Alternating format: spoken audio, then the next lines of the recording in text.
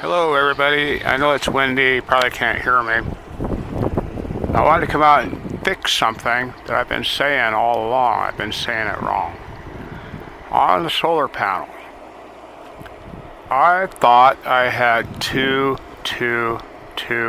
and two more of these black ones. I was wrong. I was blind. And I thought they were wired in fours. So there would have been 1, 2, 3, 4, 1, 2, 3, 4. Yeah, I was wrong. I don't know why I was wrong.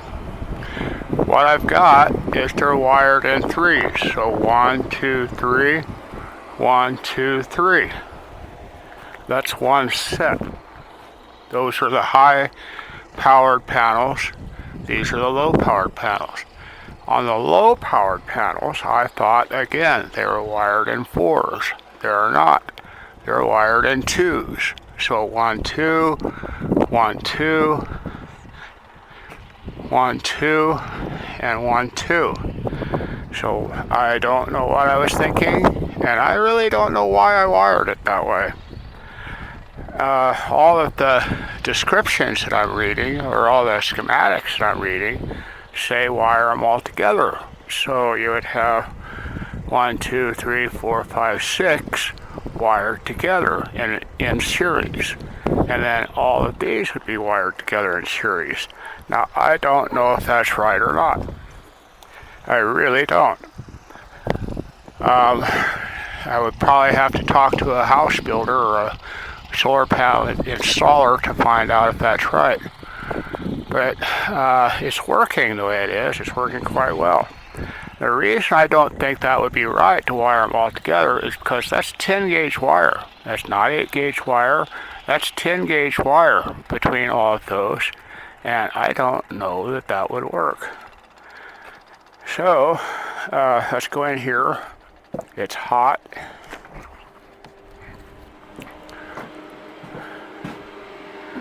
So I had to relabel everything. So this one has 6 300 watt panels, and they're in 2 banks of 3. So there's 900 and 900 watts wired in parallel, but the panels in 3 are wired in series. And that comes down to here in 8 gauge wire. This is 8 gauge. Then here we have 2, 2, 2, and 2. These are 235 watt panels. And the door is closing. Let me turn the light on. It's a little bit breezy outside.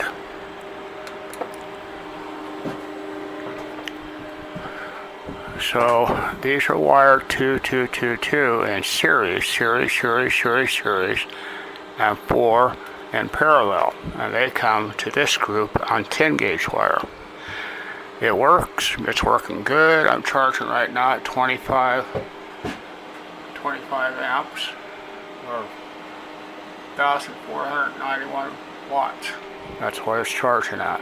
I go by the amps. I don't really pay too much attention to the watts, but maybe I should. So that's where we're at.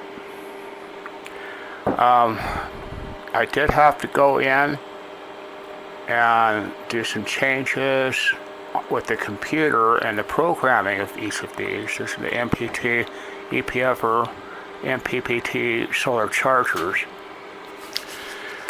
And they did update their software, but it sucks. It does not work. I have these units. This is the Wi-Fi adapter that I can plug into these and connect with my Wi-Fi, but it doesn't work. I also have a Bluetooth one up there, and it doesn't work. The software just doesn't work for those. I have to directly connect to these. I can't just use those up there. I have a special cable that comes with the MPP, with these chargers. You can plug into your computer, and it is a little bit of a process to get them hooked up. but it's not as bad on that part as it used to be. It's easier to plug it into the computer now than it used to be. I did add a switch here to shut this set of batteries off, and I have another switch that I need to put on that side.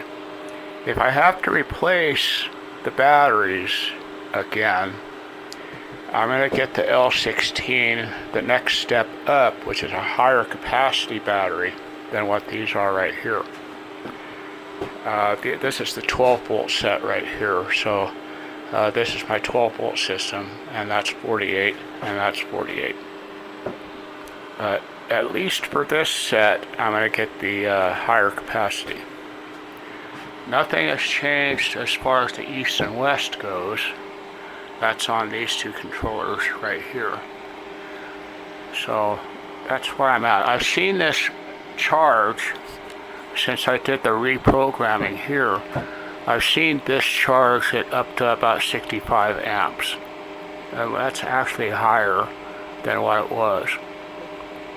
But it quickly drops back down to around the 25 amp. The air conditioner is running it right now, and we're using 11 amps. 670, 700 watts now, just up and down on that. The wind generators are so-so. This is the 12 volt wind generator, and it's actually working way better than it used to. And this is the 48 volt generator, which requires a lot more wind than what we have right now to operate. And that is my controller. I did not need this part, so it's disconnected right here. This is a dump load. So when these batteries hit about 60 volts, I think it's 59 volts, it starts dumping the load through these right here. And it gets really hot, so it's disconnected. That's what I wanted to do. I just want to come in here and show that real quick. The trees are doing great. Walk over here to the trees.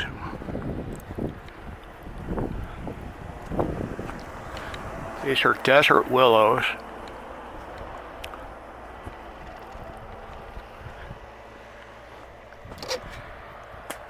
It's gotten a little bit taller than it used to be.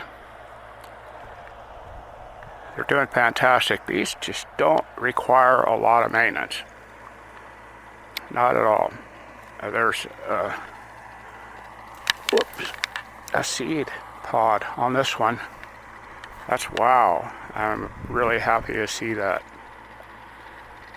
One seed pod. Fertilize these. You collect the leaves that fall off in the fall and squish them up and just sprinkle them around down there in the mulch, and that's what you use for fertilizer. They don't require any fertilizer. I am surprised to see that seed pod. We actually have 5 or 6 trees growing right now from seed, and it'll be probably a year or more before we can bring them out here and plant them. This one here, I do need to trim it off a little bit to get it to climb up. That's just way cool. They're doing good. We had a really pretty little bush right here. I brought it out and planted it. Came out the next day, it was covered with bugs and it died. Called flea beetles. This one here we planted last year, and it's doing really well. I need to trim it off some too. It's doing quite well.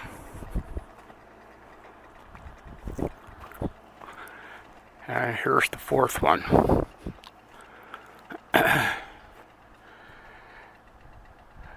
Yeah, I'm really happy with these trees. I think I could probably take this off, maybe just take the fence down and just leave maybe this part.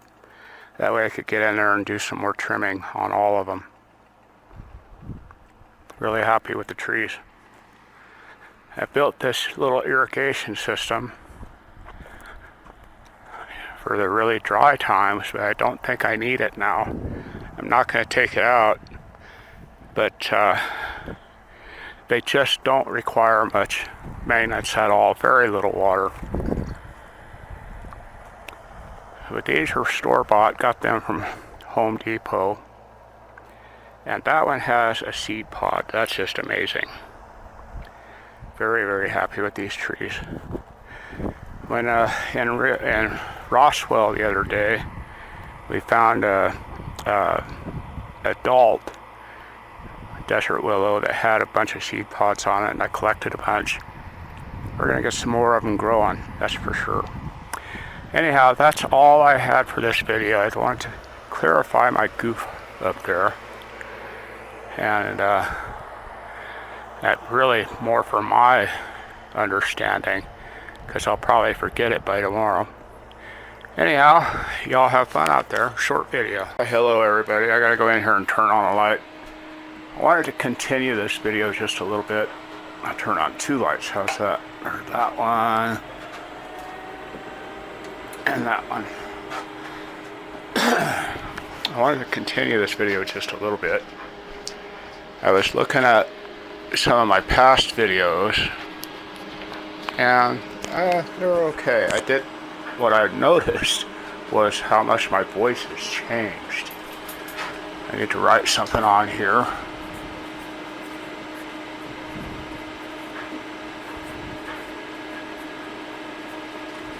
It's a Tree Line Systems inverter. I found that in one of my videos. Been looking for it, and I found it. So that's Tree Line Systems. We have been contemplating replacing the batteries with lithium. I did some research, and I talked to some people. I talked to my battery distributor, Continental Batteries, and it's definitely price prohibitive. It would cost just to match the power output that I have right now and storage capacity, it would cost about $12,000. And this is off-grid. It's on a budget. How long do those batteries last? They'll probably, with any luck, they would outlive me. I don't know how old I am, but they would more than likely outlive me. These batteries are $330 a piece, thanks to that clown we have in the office that keeps causing all the prices to go up. But these are $330 a piece.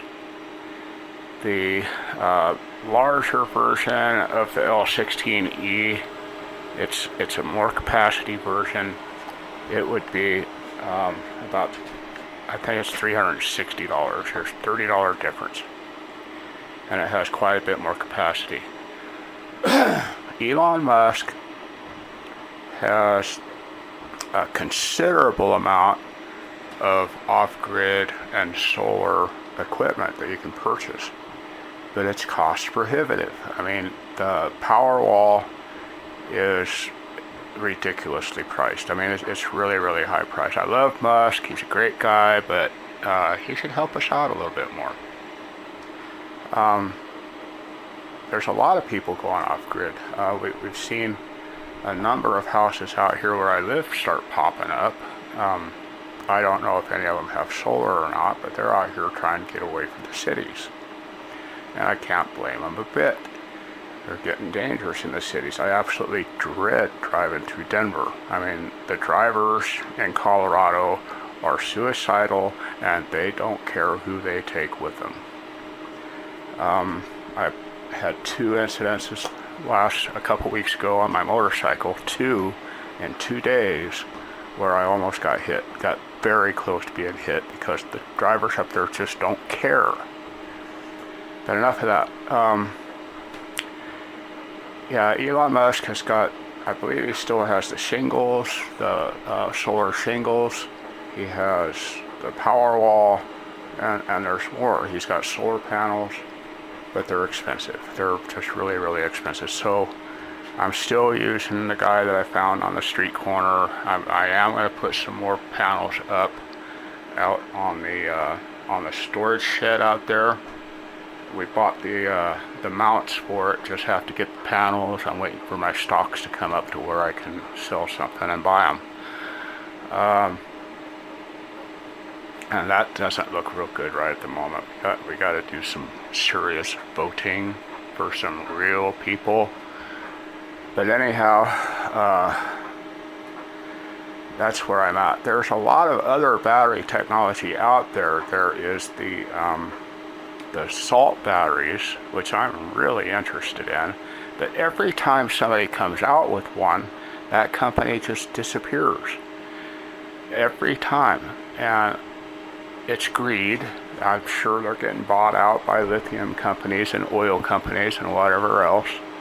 I don't know how many of you remember Paul Harvey, but I believe it was 1973. I used to listen to Paul Harvey every single day. 1973, he had a show about a guy in, I don't remember where he was, but he had created an engine, a motor that ran on compressed air. It needed a battery to start it up, it charged its own battery, and it drove a car. He had a patent on it. It was not a perpetual motion device. It seriously worked. And the oil companies came in and bought the guy out, probably for $100, and it just disappeared. It just simply disappeared. And he had a working model that he drove around, and it was pretty cool. And that comes out often. The salt batteries last forever. You maintain them yourselves. They can run on seawater. They run on salt. You just refill it. You can actually make them yourself, but it's more technical than I'm capable of doing. Oh boy. I have gout really bad this morning. I have a can of, I actually have this right here. I'm going to eat that this morning. It's hurting pretty bad. But, yeah, that's where I'm at. I want to talk about batteries a little bit. That's the Tree Line Systems inverter up there. I got that in Denver. Close to the coolest hobby shop up there. I don't know where, but anyhow, I got it in Denver. But there's, right at the moment, the lead acid batteries are the way to go. If you can afford $10,000 or $12,000 for that much storage capacity, go for it in lithium batteries.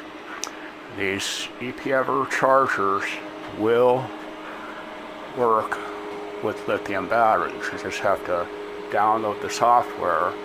And here recently, the trouble that I've had with their software, I'm not sure that I want to try it. So, but that's where we're at. I think Elon Musk is a fantastic guy. I love what he's doing. I hope he gets to Mars soon. The government, you know, if somebody's doing it right, the government's going to sue him. So if the government's suing him, he's doing it right. Just like a politician. If all the other politicians hate him, then he's doing it right. But anyhow, that's where I'm at. I just want to go over these batteries. I will be adding 7 solar panels. 3 of them in the 3 series like I was talking about earlier will go on this, and 4 of them will go on this, and hope it works. There's a few more experiments that I want to do here. Okay, I came in, did the math. Ohm's law. I have to relearn it. Turn on lights. Okay, why won't my lights turn on?